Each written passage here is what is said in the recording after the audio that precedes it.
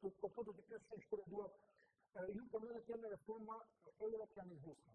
Edhe Rama me kalimin e tij, politikën e kushte plot ide politike, sa do të bëjmë po të parë, në Asamblenë Kombëtare të Partisë Socialiste foli për reformë kushtetuese, shkurtimin e deputetëve, por që hap rrugën e shqiptimit të Kushtetutës, dhe zotin e dini që shpendon të Kushtetutën, ndryshimin e komisioneve, shpalljen e linjës urbane 2.0, reformë territoriale, reformë zgjedhore e tjera. Kryet të kanë allokim bashkëpunje e Ramës për të gjitha këto, të cilat ai ka njoftuar së të bëjë, qoftë edhe për ndryshimin e Kushtetutës që ju thatë, edhe me gjithë bërë.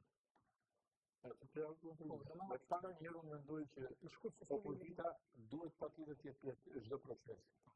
Por opozita duhet të kushtoj këto pushtete të procese nuk mund të jenë procese të njëanshme.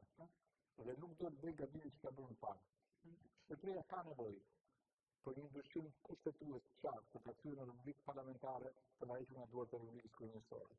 Unë nuk kam bindje që Edi Rama do ta bëjë këtë. Edi Rama do të krijojë një republikë prezidenciale. Edhe nëse të ndryshojë, ishte në interesin vet. A ju mendoni që të shkojë republikë prezidenciale? Do të shkoj edhe do i pasaj tendencë, kjo është një tendencë që duket hapur, sepse ka ndodhur, ne nuk është se po shpilim në gjithë tre.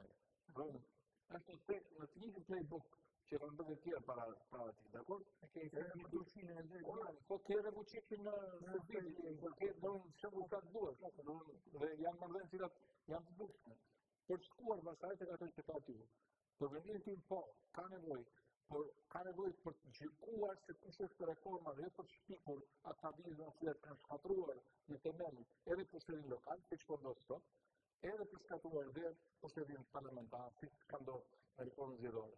Pra opozita duhet para se të shkojë po se jo hyn në një proces, duhet të ketë qartë, nëse të flasim për reformën kushtetuese, kush është këndvështrimi i saj për të krijuar një republikë parlamentare kushtetuese, kush është qëndrimin e qëndrimin e vjetër të zotit Ndjes Pas të godhur me një republikë bikamerale, për demokracinë për parlament bikameral me senat, votull dhe senat, nuk kam një bindje që ne kemi harruar, ne kemi vlerën politike që ne kemi shkelmuar. Kemi shkelmuar. Edhe një bikamerale do t'i jashtëzakonisht të mirë mënyrë të gjithë tjetër gjë. Do të thonë ne dyrojmë presidentin me votim drejt në popullit të Unë mendoj që ne jemi një republikë parlamentare kushtetuese, mënyra e zgjedhjes presidentit ku bën duhet ndryshojë, e kushtzuar. Jo kështu siç ka ndodhur në që bëri të dashur me këtë bëri duar. Me shumë shkuar se bëri Berisha. Por ajo që do janë një seri reforma të cilat janë të domosdoshme për të bërë.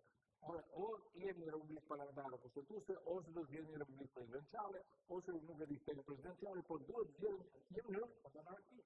Edhe monarki, çdo gjë që ka bërë po e kemi monarkun ta monarki pastaj. Do gjë mundon politike. Duhet të sekonda, ose do kemi një prani dhe një aktivitet të koordinuar si opozitë. Do të jemi të pranishëm dhe kontributin tonë në të gjitha ato nisma që çojnë ujë tek europianizmi. Faleminderit. Ju, është të shkruaj të shkruaj me dy kryetarin e Partisë Republikane